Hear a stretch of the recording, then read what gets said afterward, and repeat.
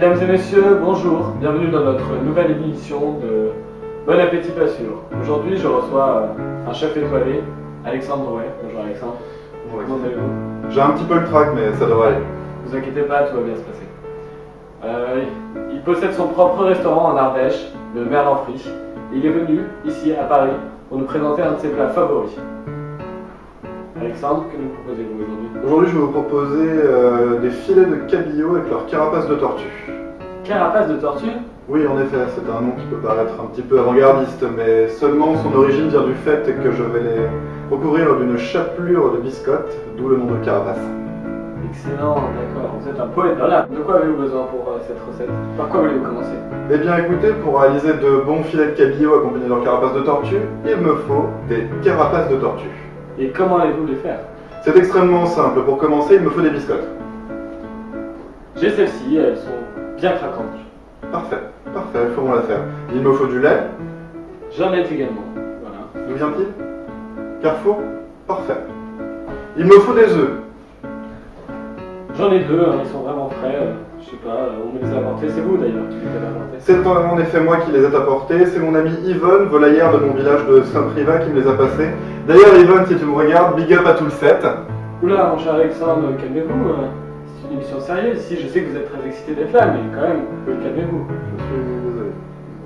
C'est bon, c'est bon. Et pour terminer, il me faudrait de la farine, s'il vous plaît. De la farine, bien sûr. Ah, voilà, j'en ai trouvé. Elle est excellente. Ah, mais c'est vous aussi qui me l'avez apporté, dis donc. En effet, je l'ai moulu moi-même ce matin. Eh ben, très bien, vous êtes courageux. Attention mesdames et messieurs, dans un instant, on va commencer. Installez-vous dans votre fauteuil bien gentiment. 5, 4, 3, 2, 1, 0, partez. Pour commencer, il nous faut 2 œufs. Premièrement, les casser. D'un coup énergique, vous les cassez, vous les brisez en deux et vous répandez le liquide à l'intérieur. Pareil pour le deuxième. Un petit coup suffit. Une fois l'opération réalisée, vous prenez un fouet et vous battez énergiquement le tout.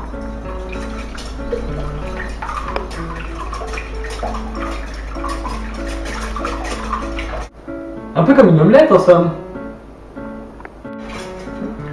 Exactement, je n'avais pas pensé à cette comparaison, mais c'est vrai qu'elle est très bonne. Une fois que vos œufs sont bien mélangés, vous prenez la farine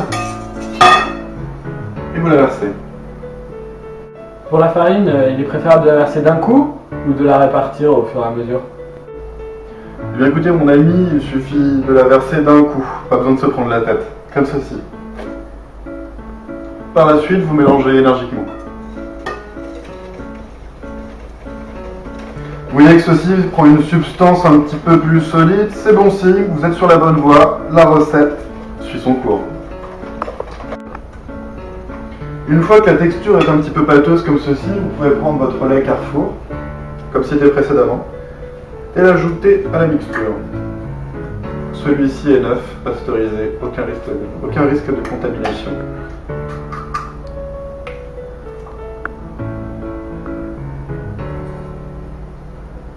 Mais mon cher Alexandre, en réalité, à quoi sert le lait?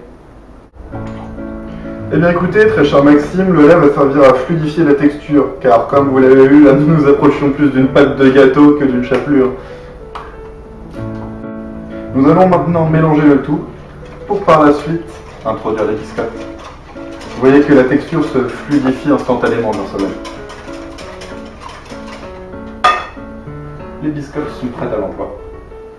Il vous suffit de les prendre et de les moudre énergiquement pour vous les mettre dans là. Mais Alexandre, à quoi servent les autres biscottes? Car pour tout vous dire, j'ai vraiment un petit creux.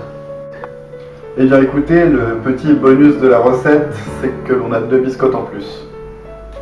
On va suivre pour vous. Oh merci, ça me fait chaud au cœur. Je vous en prie, c'était prévu dans la recette. Pour finir vos carapaces de tortue, il faut mélanger le tout. D'un coup de poignet énergique, vous battez la mixture. Et voilà, le tour est joué. Nos carapaces de tortue sont prêtes.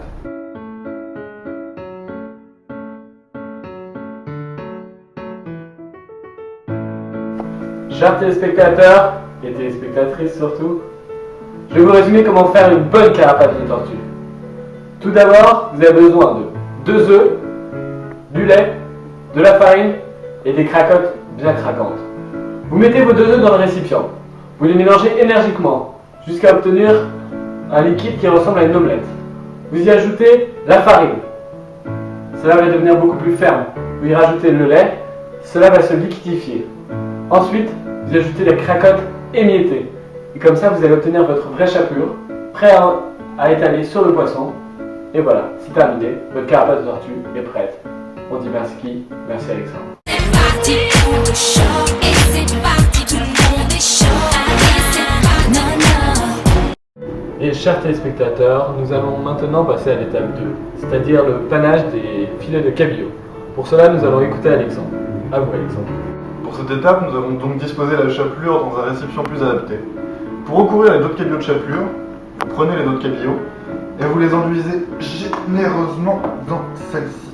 Alors faut pas avoir peur de se salir les mains, ça peut paraître peu ragoûtant, mais c'est très agréable au toucher. Vous les redisposez ensuite dans le plat, bien garnis de leur chapelure. Ils seront ensuite prêts à être cuits et à être dégustés. Une fois nos dos de cabillaud recouverts de leur carapace de tortue, il faut ensuite les assaisonner. Un petit peu de sel, un soupçon de poivre, et le tour est joué.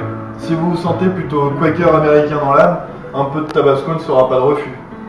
Attention, ça pique fort. Si vous êtes plutôt british, un soupçon de Worcestershire sauce. Oula, c'est dur à dire. Il fera tout aussi bien l'affaire. Et bien mon cher Alexandre, vous possédez le dosage parfait pour la Worcestershire sauce. Effectivement, quand il s'agit de Worcestershire sauce, j'ai la main un peu lourde, j'aime tellement ça. Je vous laisse le mettre au four qui a été préchauffé à thermostat 10 au préalable. Et c'est parti.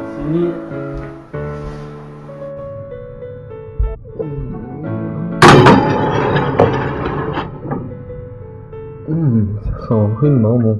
Mais c'est que ça a l'air délicieux tout ça. Allez, c'est parti pour un quart d'heure de cuisson.